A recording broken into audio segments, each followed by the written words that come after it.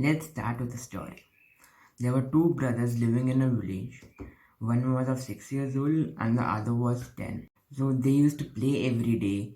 One day, they went outside the village while playing. The big brother fell in the village and started screaming because he couldn't swim. The 6-year-old boy looked around him, but there was nobody to help as far as he could see. Then he saw a bucket which was tied with a rope. He put it in the well, and with his full potential, he pulled him out.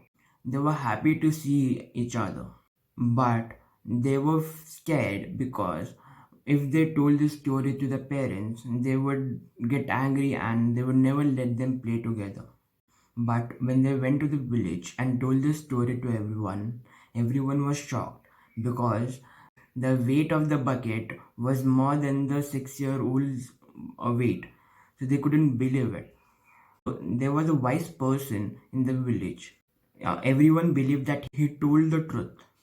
So everyone decided to go to him and ask for his help in this matter.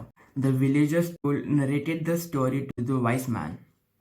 And the wise man said, "Yes, it's absolutely fine. So what?" Then also the villagers were shocked because they still couldn't believe the story. Then the wise man told the villagers that it's not how he did it, but it's because why he could do it. Because if we see, there was no one around them, so no one around him couldn't tell him that he couldn't do it or he couldn't pull the big boy.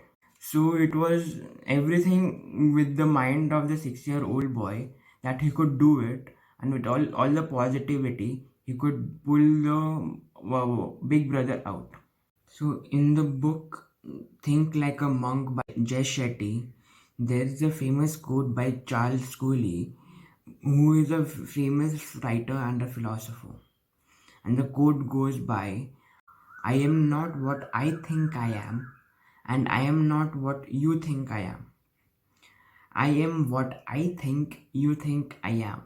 So the meaning is that identity is wrapped in what others think of, or to be more accurate, what we think others think of us. So, as I told in the earlier story, the boy didn't think what the other people will think of him, and so he helped his big brother and saved him. So, that's the story. And there's a quote by Ankur Warikoo. He is an entrepreneur and the co-founder of Nearby. He says that लोग क्या सोचेंगे यही तुम सोचने लगे तो फिर लोग ही क्या सोचेंगे. So we live in a perception of ourselves and we have really lost ourselves as a result. uh, how can we recognize who we are and what makes us happy when we are chasing the distorted reflection of someone else's life? This is from Jay Shetty's book.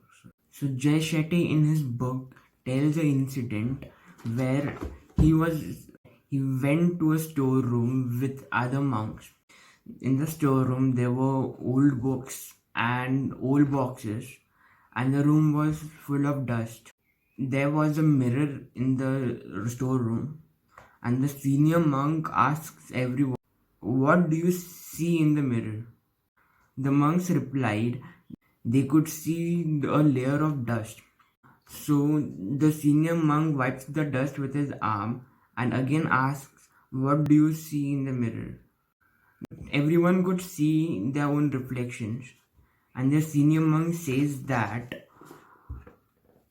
your identity is a mirror covered with dust. When you first look in the mirror, the truth of who you are and what you value is obscured. Cleaning it may not be pleasant, but only when the dust is gone, you can see your true reflection. So, this was the practical demonstration given by a 16th century Bengali Hindu saint called Chaitanya, and he called this the state of affairs or Keto Darpana Marjanam, or the clearance of impure mirror of the mind.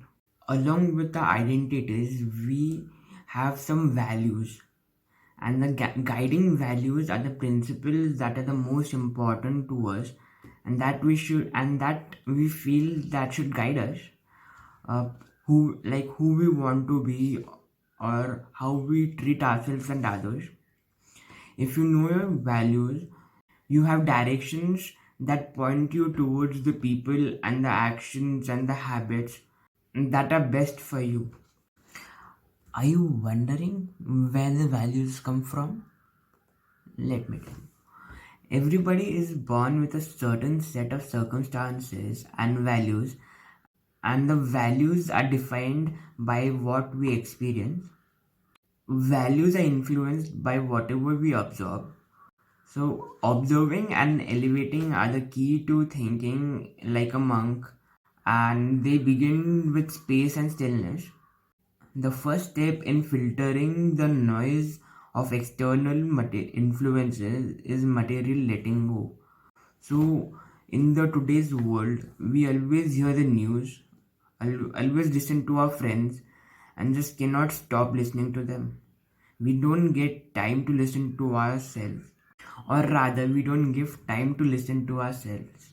So, Jay Shetty tells that when we tune out the options, expectations, and the obligations of the world around us, we begin to hear ourselves.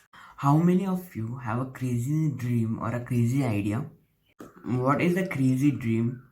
The one that keeps you up all night is the goal you should be chasing. But for that, we need a strategy. And Tony Robbins said, a dream without a plan is just a wish. And don't let anyone rush you with their timelines. I want you to be able to create a meaningful, purposeful, and fulfilling life for yourself and learn how to use that to make an impact and a difference in the life of others. And that will be a true success.